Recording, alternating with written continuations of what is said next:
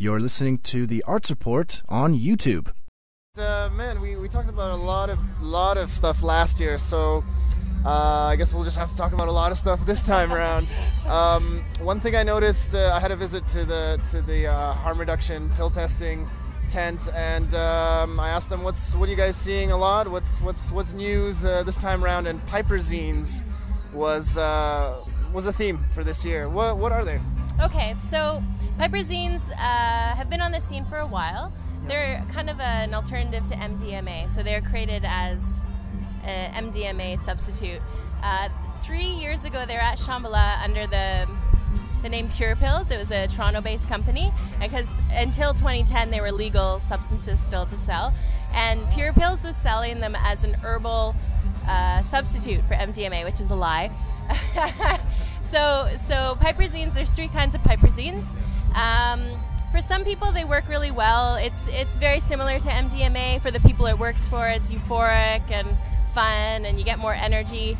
For the people it doesn't work for, and that seems to be the majority of people that I come into contact with, they get really bad migraines, they get nauseous, they get fevers, they get like really bad lockjaw or chewitis. Yeah, it's not a fun scene for a lot of people. There's a test that will test for one type of piperazine, but not all 3 types of piperazine. And the 2 most common types of piperazine we can't test for. So that's often the deal at Shambhala, is people are selling piperazines as ecstasy or 2CB or something like that, and it's not. It's a piperazine. Is that some of the unknowns that you're getting? That's what I suspect. Yeah. That's what I suspect. I also suspect, so in our testing we have come across a lot of unknowns this year, or inconclusive. So to remind our audience, what we can test for is, it's not a purity test, it's a reagent test. So we can test for the existence of MDMA, and if there's no MDMA, we can, or MDMA-like substance, we can test for ketamine, speed, 2CT group, like 2CT7, 2CI, 2CB, DXM. Did I say ketamine? Anyways, we can test for those. And we can't test for purity, we can't test for anything else. Right. So if those substances don't show up, what we can say to people is, you thought you were buying ecstasy, it's not testing for anything we can test for, we recommend you don't take it. Right. So what's happening a lot this year is stuff is showing up with very trace amounts or nothing at all. Right. And so people are feeling like the tests aren't working, but in actual fact, it could be piperazines, it could be a psychostimulant that doesn't show up on our radar, like Foxy, or it could be garbage, which I suspect it's a lot of garbage. And why would it be garbage? Why would dealers, why would they do such a thing? Well, despite that every dealer sells really pure shit, it is mine's the purest on the market. So pure, it's pure MDMA. It's a capitalist industry, right? And Shambhala is very much a capitalist industry. People are here to make money, and so press pills in general tend to be less pure than caps, because by merit of being a press pill, it has binder in it, and then it's just so easy and tempting to put more stuff in. And so at least about 38% of what we test is not what we test it for, right? So it's people want to make money, and I think people are like making crap and selling it. And then just speak a little bit more broadly, how does this year compare to last year? Are there more overdoses? Are there less? Are they being more responsible, less responsible? What's your take? Well, actually, it's been a really great year, in my opinion, and I think in First Aid's opinions at Shambhala. Less overdoses, woohoo! So it feels a lot more chill, and it feels like by Thursday and Friday last year, there had been something like 15 or 20 GHB overdoses, like 8 intubations, people being rushed to the hospital, and I think we've had 4 or 5 GHB overdoses. So GHB is our #1 overdoser.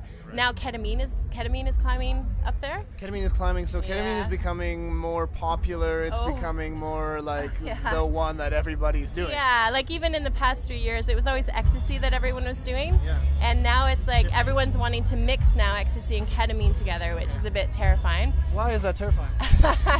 Ecstasy is an upper, right? It has meth or speed cut into it. And ketamine is a dissociative, it's a downer, and so that's pretty confusing for your body. Right. For your hearts. And yeah, you know, and just one of the deals at Shambhala is people just mix. They just mix like crazy, and so people lose track of how they feel. They lose track of their grounding with their body, and so right. So whereas before on E, they could at least maybe a little bit more feel like, okay, I've danced for an hour and a half straight without 15 hours without water. Maybe I should have a seat and have a breather. With ketamine, they're a little bit dissociated from their bodies and don't feel how they're feeling. At a low dose, ketamine is kind of hallucinogen and it's trippy and fun and light, and people can still dance and have a good time. At a higher dose, as I'm sure you know, people will slip into a K-hole. Yeah. So the K-hole isn't the biggest party situation, right? I mean, it's a surprising festival drug. But there's lots of K-holing, and so and of course this year people are starting to mix alcohol with ketamine, or mix GHB, or mix oxys with ketamine, or that kind of use, and so it's just really sketchy because up plus down is dangerous, but down plus down is dangerous. So right. And with ketamine, what is the risk? I think there's a general impression out there that it's like a veterinary drug, so it's sort of more yeah. Ha! You scoff at that. So ketamine is used in dentistry. It's used in medicine. It's used in vet medicine.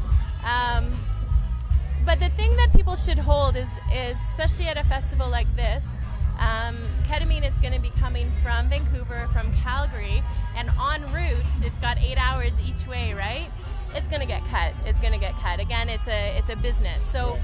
Most ketamine is buffed, so that's something to keep in mind. It's what? Buffed. That's one of our terms. It means it's cut with something. And you want to be careful, because if you're taking high doses, you don't know what else you're taking, right? And buffing agents can be dewormer, can be, it can be pretty much any white powder, and you want to be careful with that. And what about putting things in your nose? There's risks there too, no? Sure. And then I think the other thing is that, ketamine is injected, it's snorted, and occasionally taken orally, but it is very psychologically addictive. It is. For the people it works for, they really dig the K-hole, and it can be psychologically addictive. And just in so this...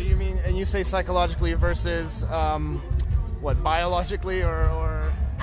Well, in addictions, there's kind of a couple different understandings. Like heroin or an opiate, right? You will get physically ill, where you get dope sick when you're coming down from the drug and you need more drug. Ketamine, you're not going to get physically ill, but your mind is going to want it. Yeah, you're going to miss the happy vibes that you had, or the escape, or the no body, or whatever right. It is that works for you, right?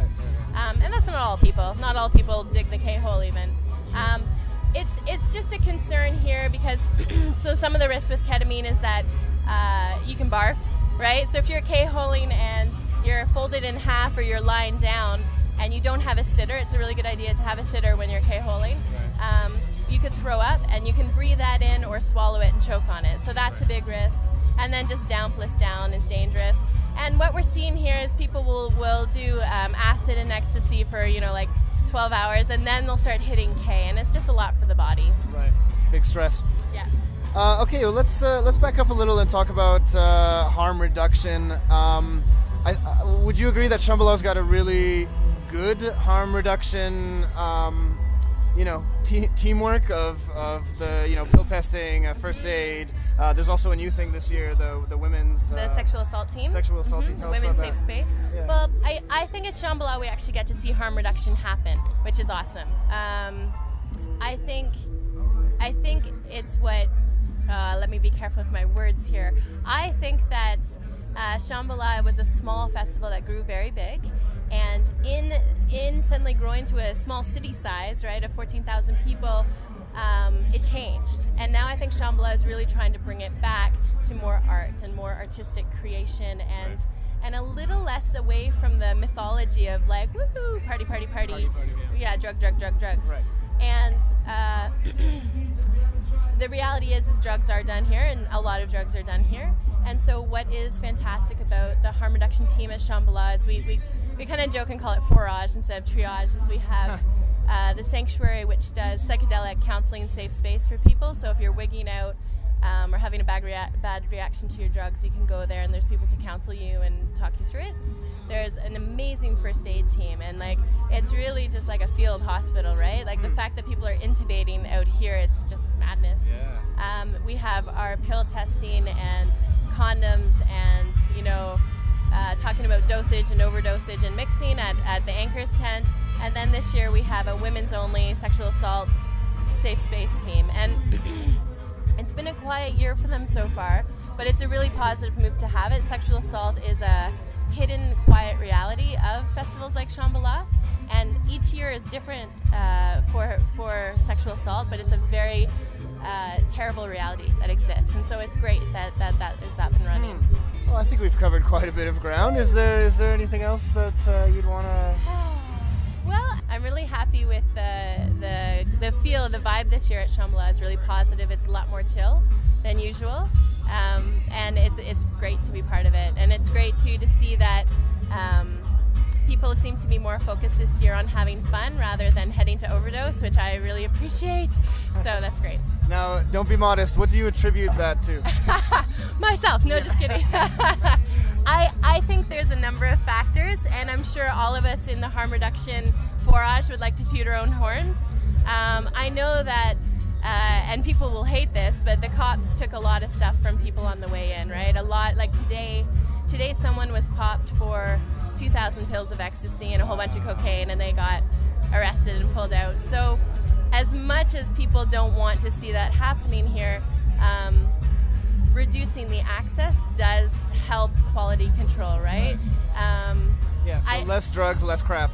Yeah, exactly. Well, hopefully. I mean, there's still a lot of inconclusive tests, but we get to... Our tent is within First Aid and within Sanctuary this year, and so we're all together, and so I think there's a lot more visibility.